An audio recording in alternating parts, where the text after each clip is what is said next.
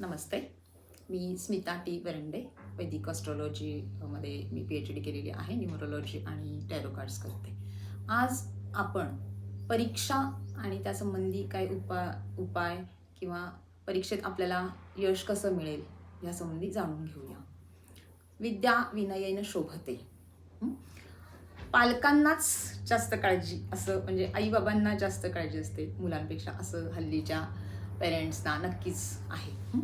तर पत्रिकेतले ग्रह, पत्रिकेतले आपले जे काही हे आहेत, म्हणजे कुंडली कशी आहे, ते सगळे विषय आहेतच, कुठले हे मॅटर करतात. तर पण तरी पण काही उपासना, काही उपाय हे नक्कीच आपल्यासाठी मार्गदर्शक ठरतात.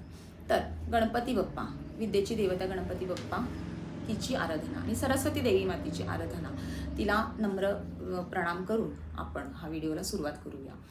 खरं तर हा व्हिडिओ तुमच्यापर्यंत आज पोहोचतोय ही तुम्हाला कुठंतरी गणपती बाप्पाची कृपा आहे. आज हा व्हिडिओ मी शूट करते, आज संकष्टी चतुर्थी आहे आणि आज गुरुतत्व, गुरुवार आहे. हा विषय आणि हा जो आलेला योग आहे तो दुग्ध शर्करा योग नक्कीच आहे. तर आता आपले बुद्धीचे ग्रह कोणते? ज्योतिषशास्त्रानुसार बुध, हर्षल, गुरु आणि चंद्रसुद्धा. आणि पत्रिकेतली स्थानं, चतुर्थ स्थान, लग्नस्थान, पंचम स्थान आणि मिळणारे लाभ म्हणजे लाभस्थान. हे आता ज्योतिषीय भाषा तुम्हाला नाही कळणार आहे, पण बुध, गुरु, चंद्र, हर्षल असं का सांगितलं पर्टिक्युलरली? ते ग्रह आपल्याला त्या म्हणजे हे नेतात शिक्षणाच्या बाबतीत. मग ते कुठल्या राशीत आहेत आपल्या कुंडलीत, कुठल्या नक्षत्रात आहेत, सगळं तो विषय वेगळा, ते डीप आहे. परंतु चंद्र पण का घेतला? बुध हा बुद्धीचा कारक ग्रह आहे. गुरु हा ज्ञान देतो, ज्ञान घेतो, असा हा गुरु, आणि गुरुच्या पाठबळाशिवाय काही शक्य नाहीये, खरं सांगते. आणि हर्षल पण हल्ली मंगळासारखा AI म्हणजे तुमचा हर्षल आहे, इतका तो तल्लक बुद्धीचा आणि पटकन झटपट रिझल्ट देणारा असा हर्षल आहे. वायुतत्वाच्या राशी पण खूप मॅटर करतात. त्या बुद्धी 3, 7, 11 म्हणजे मिथुन, तुळ आणि कुंभ रास अतिशय बुद्धिमान. ह्या वायुतत्वाच्या राशीमध्ये हे ग्रह पडले तर अतिशय, तो म्हणतो आम्ही की हा, ही व्यक्ती खूप हुशार आहे, नॉलेजेबल पर्सन. यस. पण हा राईट पाथ मिळणं कुठंतरी, त्याच्यासाठी उपासना, कष्टाला पर्याय नाही, ते तर करावे लागणार. प्रयत्न पाठी यश आहे, परंतु सगळे प्रयत्न करतीये पण यश नाही आहे, असंही होतं. त्यावेळेच्या रुलिंग प्लॅनेट्स, तुमचे ग्रह, गोचरी सगळ्या मॅटर करतात. म्हणून उपासना हा भाग आहे. चंद्र म्हणजे मन. मन स्थिर नसेल, अस्थिर मनामध्ये कसा अभ्यास करणार? मन स्थिर असणं खूप महत्त्वाचं आहे. त्यामुळे चंद्र हा मनाचा कारक आहे. मग त्याच्यासाठी काय उपासना करायची? तर चंद्र म्हणजे आई. आईची तुम्ही हे करा, आईची म्हणजे काय, आज्ञा म्हणा, आईचा रिस्पेक्ट, म्हणजे बाबांचाही करा, मोठ्यांचा कराच, पण जास्त करून आईसाठी. पांढऱ्या वस्तू, एक नैवेद्य, खीर म्हणून, म्हणजे जेव्हा गणपती बाप्पाला तुम्ही जाल तेव्हा नैवेद्य म्हणून खीर पण घ्या, तांदळाची जास्ती करून, म्हणजे तुमचा चंद्र बलवान होईल. ध्यान करा, मेडिटेशन एक 10 मिनिटं तरी करा, म्हणजे तुमचा चंद्रग्रह बलवान होईल. बुध, आता हा बुध पत्रिकेत तुमच्या कुठे पडलाय कसा, हा विषय वेगळा राहील. परंतु गाईला हिरवा चारा देणे, पक्ष्यांना हिरवे मूग तुम्ही थोडेसे तूप लावून देणे, प्रज्ञाविवर्धन स्तोत्र. आज मी म्हणत नाहीये की तुम्ही सगळं सोडून जप तप आणि करत बसा, नाही. नाश्ता करतानाही तुम्ही गणपती बाप्पाचं साष्टांग नमन हे माझे गौरीपुत्रा विनायका हे स्तोत्र आणि प्रज्ञाविवर्धन स्तोत्र, अलेक्साला, यूट्यूबला आज माध्यमं भरपूर आहे, श्रवण पठणाचे नक्कीच लाभ होणार आहे. हिरव्या पालेभाज्या तुम्ही बुधवारी खावा, त्याचाही तुम्हाला फायदा होणार आहे. दुसरं मी सांगितलं की गुरु, मी म्हणते अभ्यास करताना तुम्ही चणे खावा, फुटाणे, बुद्धी तल्लक होते असं पूर्वी म्हणायची. तर का? ह्याचं आज मी कारण सांगते. गुरु, आपण गुरुला केळ, आणि केळ पण खावा. गुरुला आपण हे वाहतो, चणे, दत्तांना म्हणजे चणे वाहतो, केळ वाहतो. मग ते गुरुतत्व आपल्यात असलं पाहिजे. गुरुचं एक पाठबळ आपल्याला हवं आहे. कुठल्याही ह्याच्याशिवाय गुरुचं पाठबळ असल्याशिवाय पुढं नाही. मग ते ज्ञान ग्रहण करणं, ज्ञान देणं हे गुरुचं काम आहे. मग ते खाऊन आपण ते ॲक्टिव्ह करू शकतो. म्हणून आपली बुद्धी तल्लक राहून, शांत राहून आपल्याला अभ्यासात प्रगती होते. म्हणून गुरुसाठी आपण हे करायचं आहे. आता मी काय सांगितलं परत, हर्षल मंगळाप्रमाणे काम करतो. मग मी काय सांगितलं, गणपती बाप्पाची तर उपासना आहेच आहे, ओके. मग त्याच्यासोबत तुम्ही काय करा, म्हणजे हर्षल हा आपला म्हणजे मंगळाप्रमाणे आहे. ओके, मग गणपतीला लाल फूल ठेवा एक आणि बुधवारी जायचं गणपतीला. मंगळवारी तर नेहमीच जातो आम्ही, पण आज मी तुम्हाला सांगते पर्टिक्युलर बुधवारी का.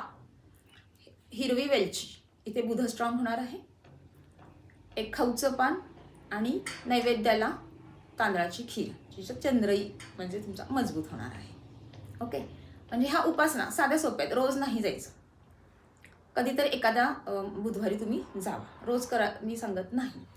ओके, तर म्हणून तुमचं ते ग्रह ते तिथं बॅलन्स तुम्हाला नक्की करतील आणि तुम्हाला त्यांची एनर्जी छान लागेल, असं सगळं आहे. आता बसण्याच्या दिशा, जेव्हा तुम्ही अभ्यासाला बसता, दिशा पण खूप महत्त्वाच्या आहेत. उत्तर आणि पूर्व दिशा ऑथेंटिकली, म्हणजे उत्तर मिळते ती उत्तर दिशा, पूर्व ही एनर्जी आहे. रवी, मी जिथं चंद्रही म्हणलं आता, सूर्याची एनर्जी, सोलर एनर्जी इतकी भारी आहे, एवढी ऊर्जा देते तुमच्या अंगात. म्हणजे मनही शांत स्थिर हवं आहे आणि आपल्याकडे एनर्जी पण पाहिजे की जेव्हा अभ्यास छान होऊन लक्षात राहून आपण तो प्रगती म्हणजे आपल्या परीक्षेमध्ये तसं आपल्याला यश मिळण्यासाठी. म्हणून पूर्व दिशा आणि उत्तर दिशेला बसूनच तुम्ही अभ्यास करा. शक्यतो तुम्ही लाकडी टेबल आणि लाकडी खुर्चीवर बसा. काय होतं, हल्ली प्लास्टिकच्या खुर्च्या, लोखंडी खुर्च्या जास्त असतात. प्लास्टिक म्हणजे परत राहू ॲक्टिव्ह होणार आणि लोखंडी म्हणजे जेव्हा चेअर असतात तेव्हा शनी ॲक्टिव्ह होणार, शने शने देणार. पूर्वीच्या कचेऱ्या ऑफिसेस जुने बघितले तर लाकडी खुर्च्या असायच्या. लाकडी खुर्च्या म्हणजे रवी तत्व, तिथं एक राजा आहे, तिथं मनस स्थिर होऊन ती ॲडमिनिस्ट्रेटवर त्यांचं होत होतं लाईक धिस. त्यामुळे शक्यतो आपल्या घरातली खुर्ची पण तुमची लाकडी असावी.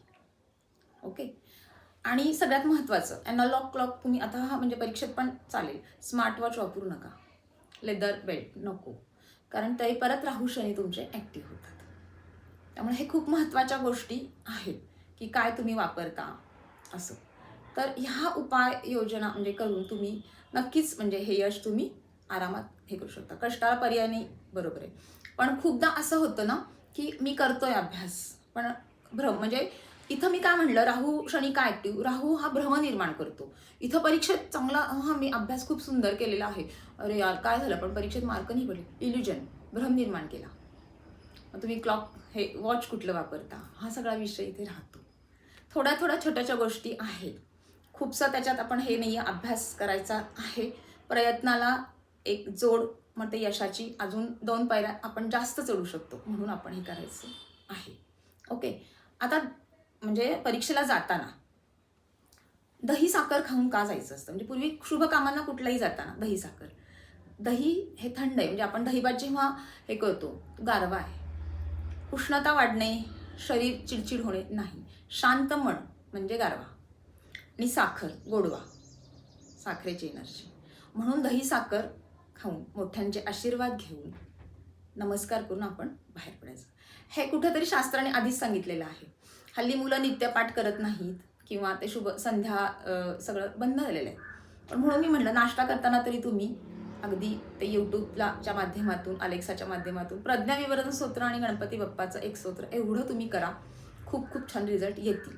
आणि अभ्यास करताना शक्यतो ग्रीन कलर, येलो कलर असा वापरला, व्हाईट कलर, ब्लॅक आणि ब्ल्यू थोडंसं अवॉइडच करा, त्याच्या एनर्जीज वेगळ्या राहतात. म्हणून तर म्हणजे असे सगळे उपाय करून आपण आपली यशाची म्हणजे अजून 2 पायऱ्या जास्त करू शकतो, वाढवू शकतो. ओके, तर अजून तुम्हाला म्हणजे काही आपल्या पत्रिकेनुसार काही कन्सल्टेशन आणि हवं असेल तर मला तुम्ही मेसेज करू शकता.